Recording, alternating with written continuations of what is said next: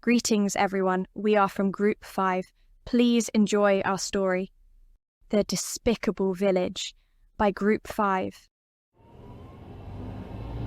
Buzzing sounds from the busy road full of speeding vehicles seem like a troop of mechanical bugs rushing through, in a hurry to reach each of their destinations. Compared to humans, it is like how people walk different paths to achieve each of their dream futures ahead. Within this composition of movements on the road, a bus ran swiftly towards the winding path towards a back street. On the bus, the sound of people murmuring and chit-chatting, with occasional bursts of laughter to one another along the journey, evokes a harmonious relationship that eases the tiredness of a long journey and makes the journey feel much shorter than it truly is.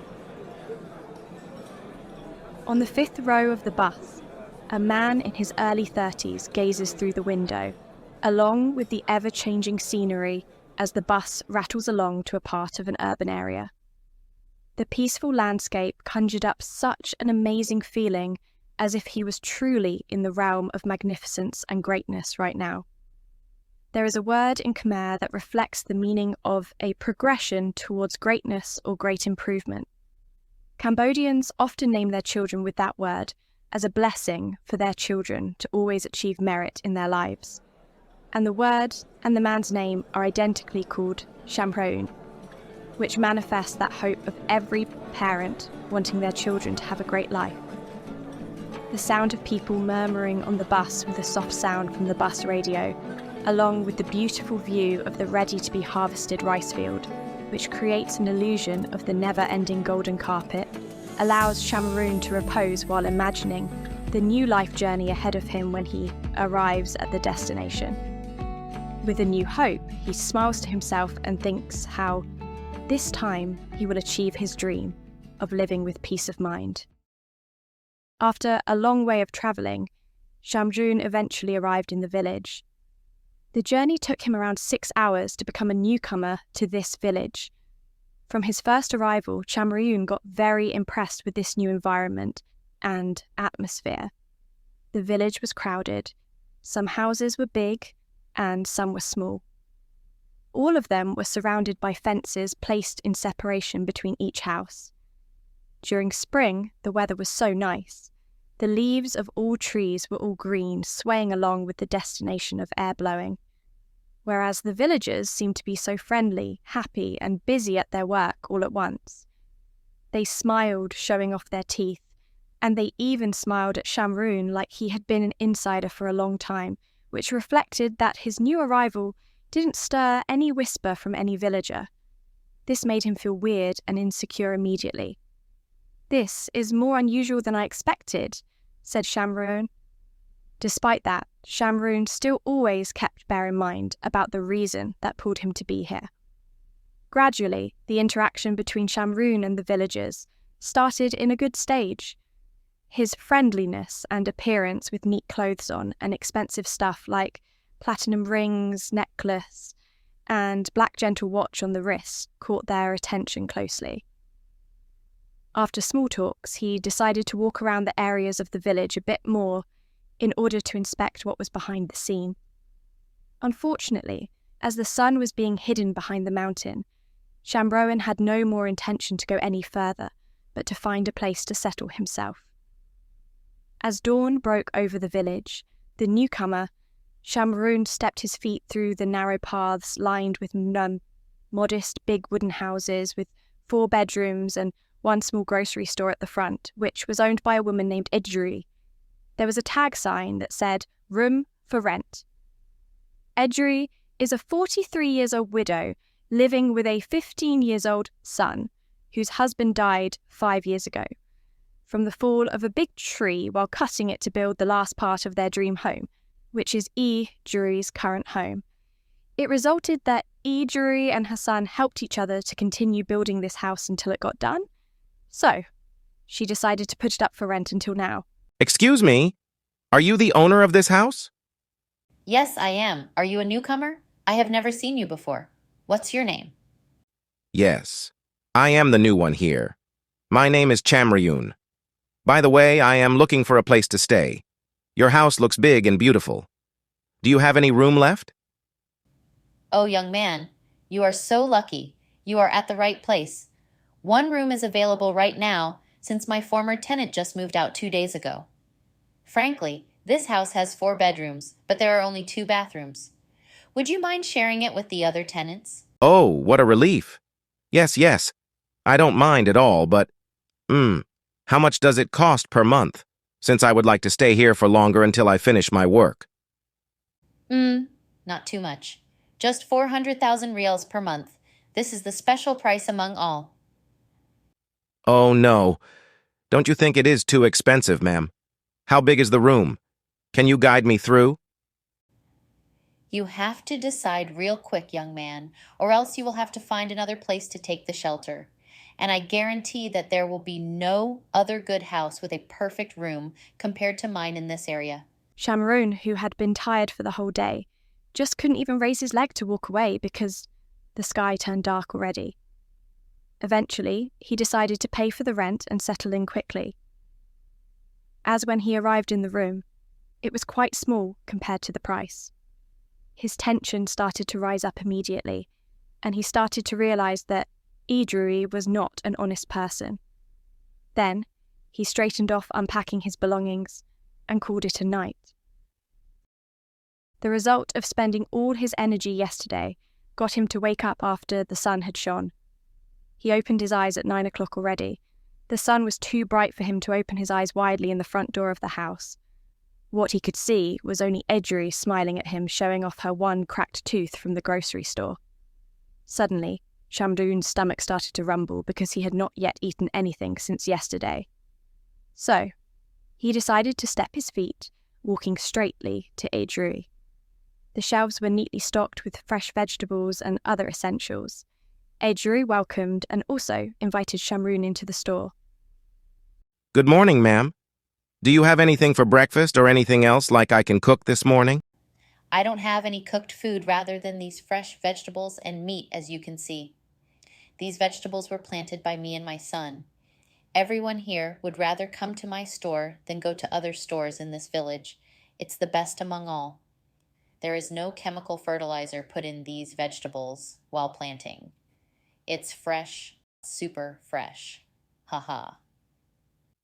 Oh, really? You amazed me, ma'am. Then let me think about what I should cook for my breakfast. These pork, salad, and carrots look fresh, so let me get them. I will have pork fried rice with these vegetables this morning. Oh, by the way, I still haven't known your name yet, ma'am. My name is Drui, but you gotta call me Drui because everyone here also call me that. After having a welcomed conversation, vegetables and meat were asked to pay, and Shamroon got surprised by the subtle overcharge in his bill. He became uncomfortable with Idrui, but he decided to let it go because he didn't want to have any further problems in the early morning, which he thought would ruin his whole new day. So, he went to his room and started to wash all the vegetables and meat for cooking. While washing them, he began to smell something weird from these vegetables, yet he couldn't tell what the smell was. The breakfast had already been made and put on the table. Shamroon forgot all the things that happened earlier and ate all those plates of fried rice. 5 minutes later, a sharp pain gripped his stomach, and he realized that the vegetables he had eaten were likely the cause of this pain. He really wanted to go on asking Idrui for help, but he just refused his own intention because he's 100% sure that Idrui had not always been honest with him. As the pain became worse and worse, it made him lose his control all at once. As the result, he decided to ask Epoch for sending him to the hospital. Epoch is a 42-year-old woman living in the room next door in the same house as Shamroon. She had been renting Epoch's room for 7 years already. She is the one who always came up with a sharp tongue in communication, which means that she loves gossiping around about others and things everywhere, especially with Idrui in her spare time. She has a loud voice and laughs as well. Knock, knock.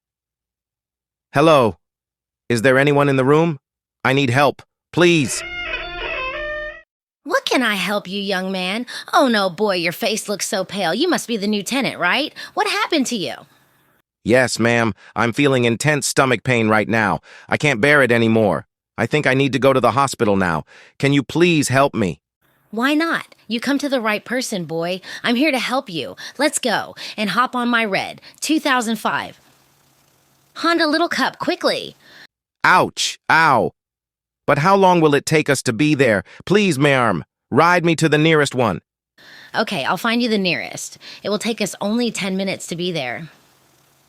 Oh, wait.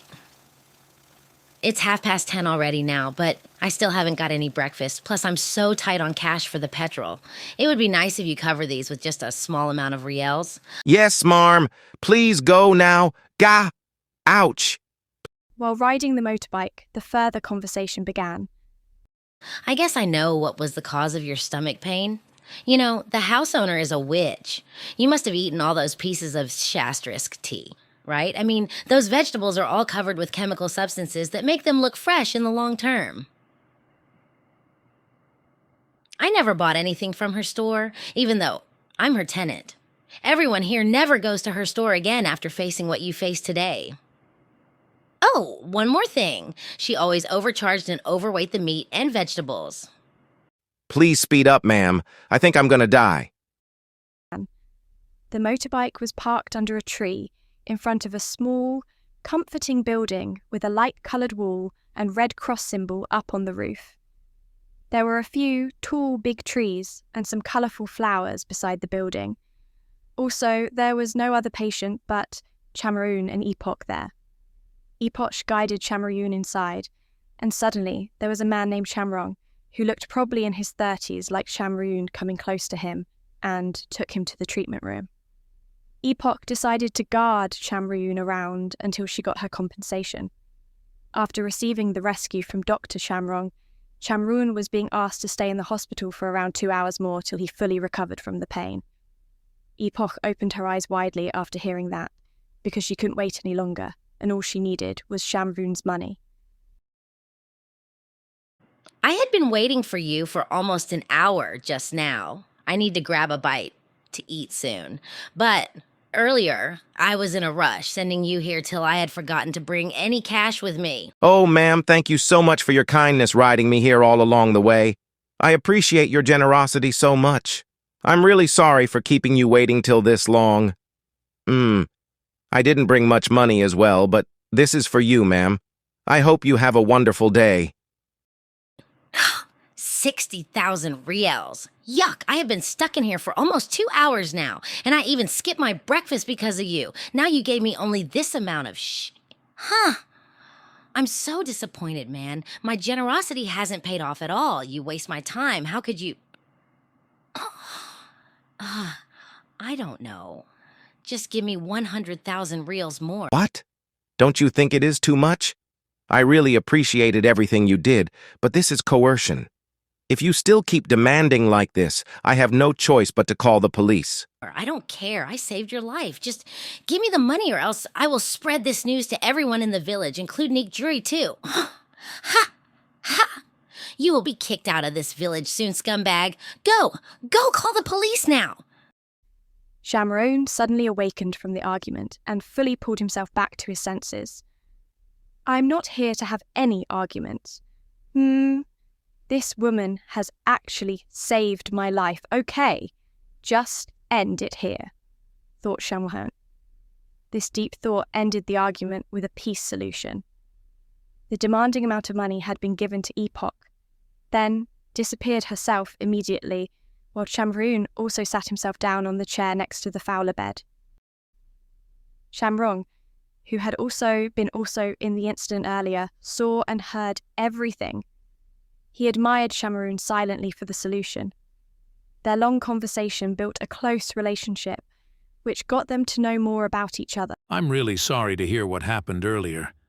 I heard that you are a newcomer. So, it might be new for you to encounter something like this. However, I respect your decision so much. I think you should lay down on bed now. Oh, thank you so much, Doctor. It's such a shame for me. I'm I think I'm feeling a bit better now. Yeah, doctor, this is actually new for me. I just arrived here yesterday, yet I almost died early. By the way, what is wrong with me? I mean, my stomach. Oh, it turned out like you had swallowed a quite amount of poisonous chemical substance. I gotta say that you're so lucky to be here on time. Life is like a box of gifts. We'll never know what we're going to get. It's like an adventure for me to be here. I shouldn't have believed those old ladies. Okay, let's forget about it. But are you the only owner of this beautiful clinic, doctor? Yes, I am. It's a priceless inheritance from my grandfather after he passed away. I was raised by him when I was 5 years old after my parents had died from a natural disaster. Sadly, my grandfather died when I turned 28 6 years ago. During their talks, Chamroon told Shamrong everything about what he had been faced with since yesterday till the moment. Everything in this village is getting worse and worse day by day. The villagers here are not trustworthy. They like to frauden and exploit newcomers, and what is even more frightening is that they have no virtue at all. I think you ought to stay away from these villagers' ways and actions. No matter what they do, just pretend like you see and know nothing, or else you will get into troubles like today, and even worse than this. This village can be stifling, and it has always generally been known as the double-dealing village by the neighbouring areas. And even with casual observation, people will instantly notice the deceitful nature of the villagers. As Shamroon came here just for his first day, many things happened to him.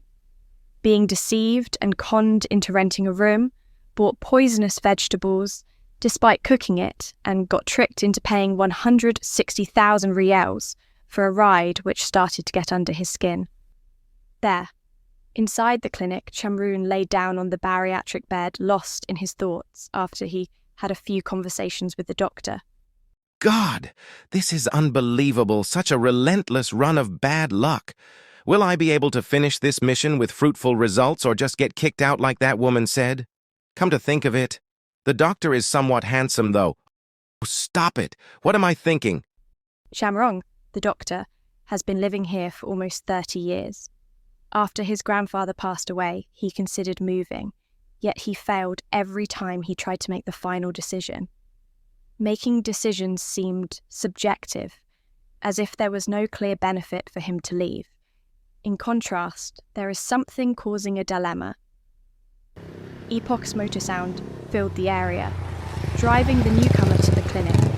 Everyone knows clearly just from the motor sound that is Epoch even from 1 kilometer away. Shamrong was quite impressed by the newcomer's appearance, as well as the incident. The moment the man first stepped down from Epoch's motorcycle, he could not force himself to believe that a man with well-built, tall stature and striking dark buzz-cut hair could have been scammed so easily. Chamroon had to stay in the clinic for several more hours, which resulted from the pain in his stomach creeping back again. The doctor came into the room to check on him. Doctor, I don't think I feel well enough to stand up. It has been almost 2 hours already and I feel like my stomach flare up once again. Oh! Hands grabbed his stomach. Let me take your blood to test. I think it was not just caused only by the food you consumed. Did you also happen to drink something from around the school fence yesterday since you are new here? Probably lemon tea or coffee. Recall it. Your face has gone pale again. Here, take this pill first and lay back down. Damn it! On the way to here yesterday, I stopped by a small tea shop near the school fence. I only drank lemon iced tea since the sun beat down mercilessly. It can't be the lemon iced tea, or are you the shop owner's partner in crime, Doc? The moment Shamrong heard that unintentional phrase from Chamroon, he couldn't help but chuckle and calmly answer. Dear, I am just a doctor, or may not be counted as a villager here since I don't really feel like I belong here. I run this humble clinic, dispense medicine, and check on folks' health because not all of them are like the people you have encountered. I have resided, or you can say I have been trapped here for half of my life, witnessing the frequent game they play on you, yet powerless to stop it.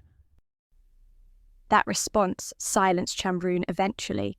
The drowsiness brought by the medication weighted down his eyelid, coaxing him slowly close them. Irresistible to refuse, he fell asleep. Being able to rest in a deep, relaxing sleep for several hours, the sound of children gently giggling and laughing, footsteps along the road, vehicle horns were constantly being pressed to fill the air, stirred and awakened him with a sense of relief from his stomach ache.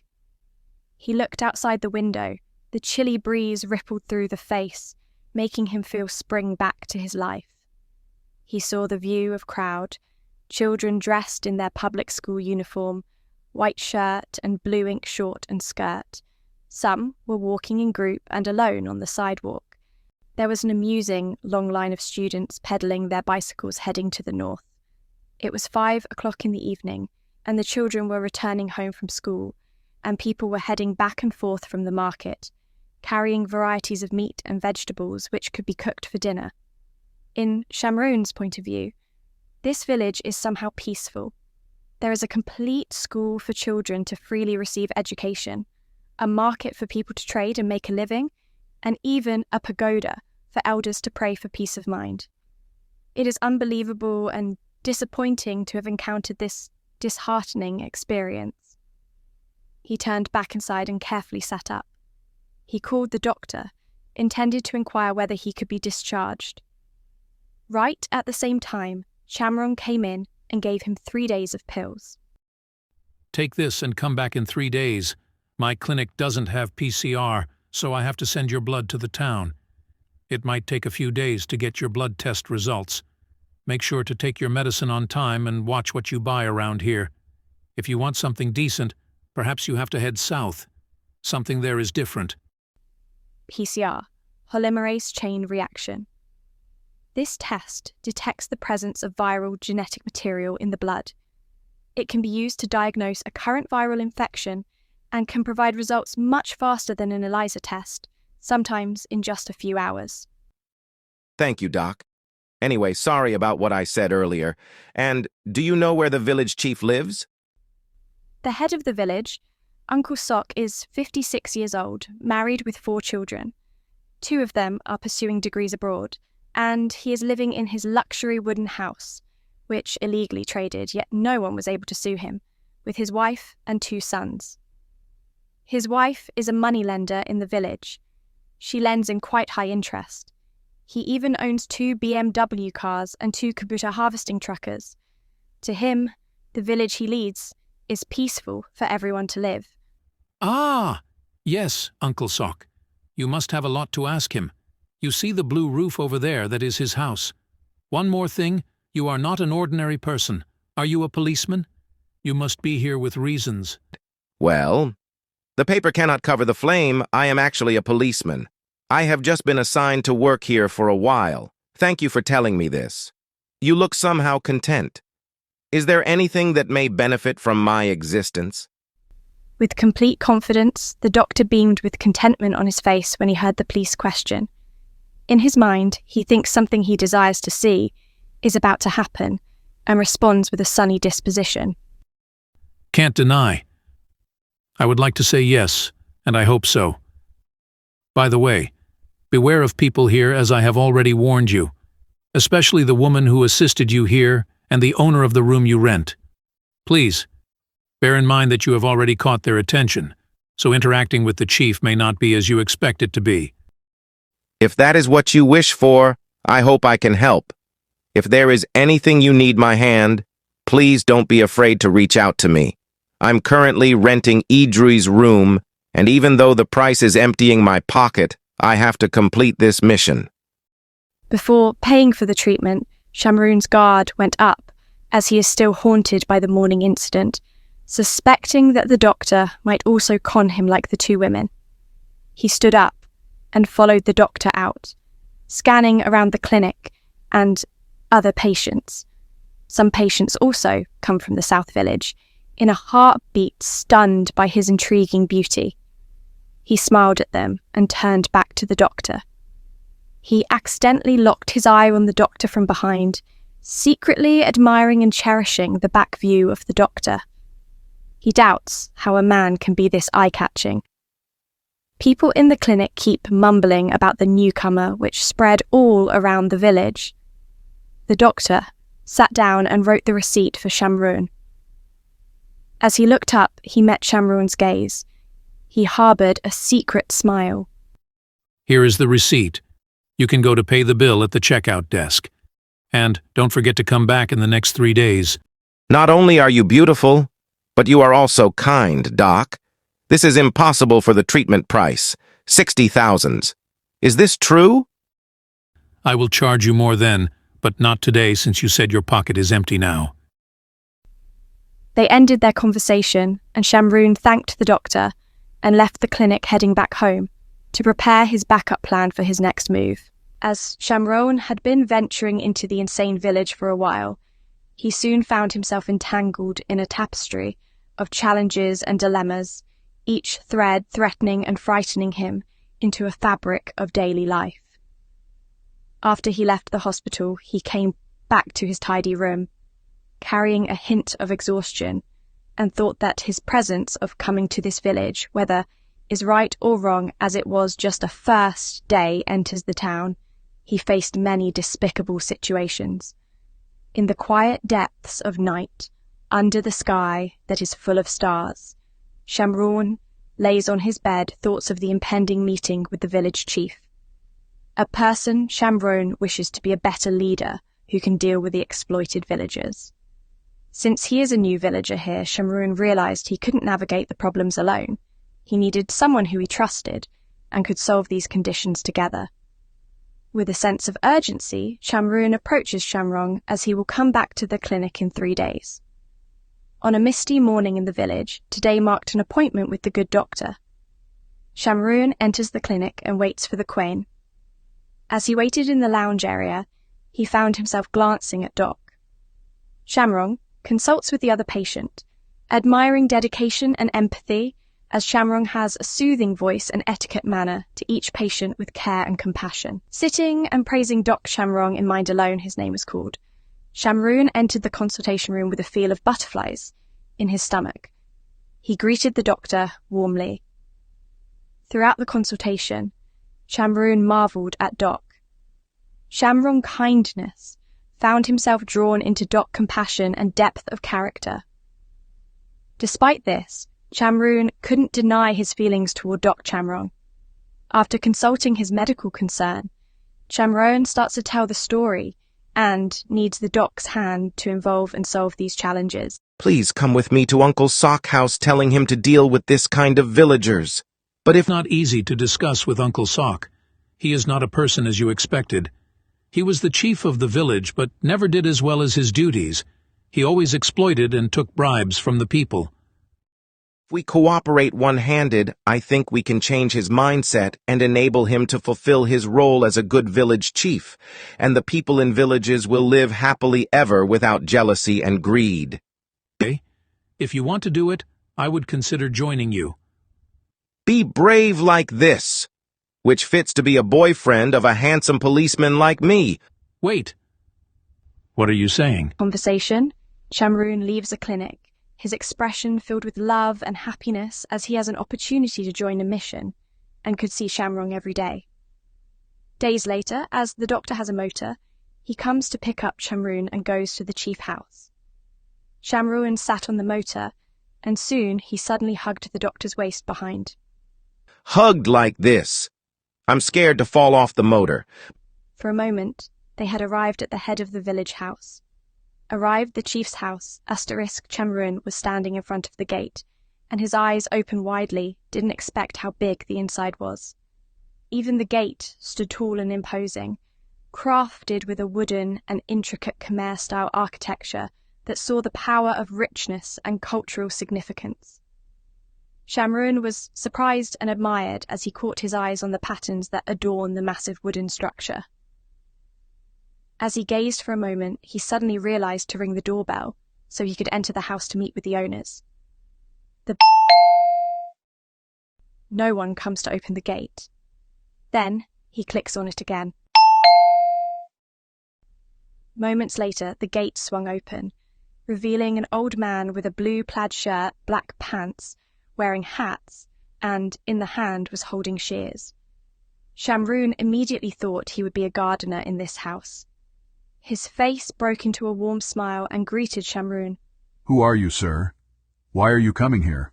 My name is Chamroan. I'm a police officer from the city, and here Doc Chamrong, the owner of the clinic in town. I'm looking for Uncle Sock, the head of this village. I have something important to talk about with him. Ah, I see. But Uncle Sock has some matters in town this morning. He will be back this afternoon around 12 p.m. Is it okay if you guys wait for him in the living room? I will take you there. That sounds great. Both of them thanked the gardener warmly and made his way to the living room. Where they came inside, they were stopped immediately by the exquisite display that awaited him. Is it the house or museum? There are many luxury wooden accessories and Khmer antiques, arranged on wooden shelves that seem to glow under the soft light filtering through traditional silk curtains. After that, they sat on the wooden sofa, where a waitress came by and held the tea to welcome both of them. Here's the tea, sir. Enjoy it. Thanks, ma'am. As the time passed by, it came to 12 p.m. Shamroon heard footsteps approaching.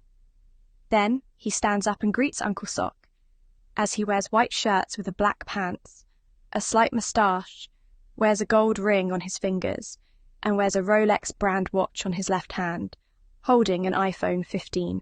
Why do both of you want to see me? What happened? I'm Chamroan, a new villager here, and I'm a policeman from the city, which my boss assigned me to have a mission here to look around if the town is really peaceful or not. Our village is really peaceful. The people love and respect one another, wisdom and treat each other equally. You don't have to worry. Just live on your own. We're good. But I think it's not as you said, sir. As on my first days here, I had ran into many things. Unusual. The renting house in town is not as high like this, but I rent an Idrui house. She double the price, not only that she sells vegetable which contained chemical substance as well that caused me poisonous. And if you don't believe me, you can ask Doc Chamrong. Besides that, I didn't have transportation, so I asked Epoch to take me to the hospital. I thought she would be generous, yet it turned out she took a sum of my money for riding me. Moreover, your son who studied abroad, he once did charity events in this village, but she didn't donate money to the poor. He even keeps it to himself to benefit his own greedy. Not just this incident. I heard from the villagers that you used your power to help those who had a job illegally. So I hope that, as the leader in these villages, you could beneath the surface of perceived injustices lay of cultural tradition, and share values that upheld the village's integrity and cohesion. You should enforce stricter rules and penalties to curb the exploitation, believing firmly in the need for justice to prevail. You don't have to teach me a lesson. I clearly know my roles and my duties to lead my villagers. Don't even tell me to set a rule when you come here. You should adapt yourselves and accept yourself to live with this community. I don't have a word to say with you anymore. I feel so tired. I need to rest. You can get out of my house now. Here's the tea. Then the village chief walks to his room in his angry mood. Back to Shamroon, and Shamrong felt so disappointed and upset as they came here to share visions and change the village chief's mindset. Feeling hopeless at his attempts and seeing the world filled with injustice and selfishness, he concluded that there was no reason to strive to be a good person anymore. The day after, the village chief met Chamroon and Shamrong. The sound of roosters crowing indicates dawn has come, which starts a new day, an early fresh morning. However, soft red brightness from the sunrise of the countryside cannot compare to the anger of the village chief. He behaved so aggressively, contorted with frown, and furious, and immediately started to call out his chauffeur to take him to meet the villagers. Uncle Sock angrily shouted, "Driver, get my car right now, those rats got some nerve, eh? I will go and give them an unforgettable lesson." It was a normal Sunday morning, which was so crowded with people enjoying their holiday like any other weekend. However, today, the villagers seemed busier with their own business than usual. The car door opened up, revealing the chief of the village descending to the ground. a new pair of LV flip-flops with a furrowed face which made his wrinkle deeper than usual. Full of resentment as soon as he came out, his anger got higher as soon as he saw the villagers. Seems like now you all are so daring when I try to have mercy on you. You low-life villagers should have your mouth shut about whatever you have seen or known. Remember, if you stick your nose into the beehive, you'll get stung. Don't you ever dare to talk about my business again. You villagers should mind your own business instead of trying to make problems with me. After hearing from the village chief, all the villagers feel worried and scared about their lives. Shamroan and Shamrong are not feeling well after they had known the village chief warned the villagers. They sit in the clinic and discuss what they have to do about this matter. Worried and anxious about what had just happened, Shamroon and Shamrong were talking. It's not a small matter anymore. I think the village chief is a worse person than we thought. He will not just stop by today. He will abuse the villagers harsher than ever. What should we do about this situation? It seems like we have no one to rely on anymore since the village chief is just like the other bad villagers. We are all living in a hard situation now. The effort we put to help them might not turn out to be good anymore. It's not like we expected. This village is full of greed and deceit.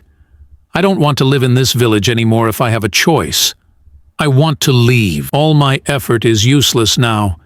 There seems to be no way that I can help this village to become good and peaceful, since even the chief is a shallow man who only thinks of his own benefit. No wonder all the people decided to live with exploitation and scams, while they deceived each other without any conscience. Just me alone cannot fix this pending issue. I will report this to the headquarters. This will leave to the upper group. I will be leaving and may not come back for a while. Do you want to set your life free from here? I can be your companion. To be honest, I am not confident enough to be on my own after leaving here.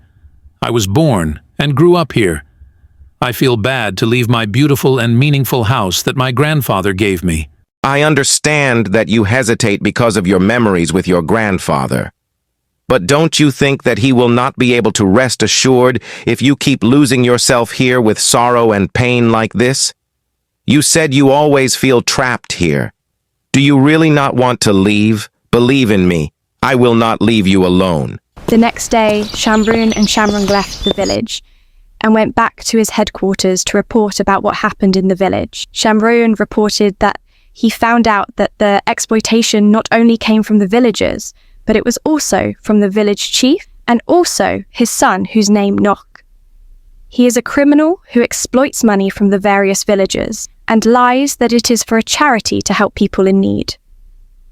After the headquarters heard this news, the commandant told Shamroon not to go to that village anymore and commanded to close the case of the village.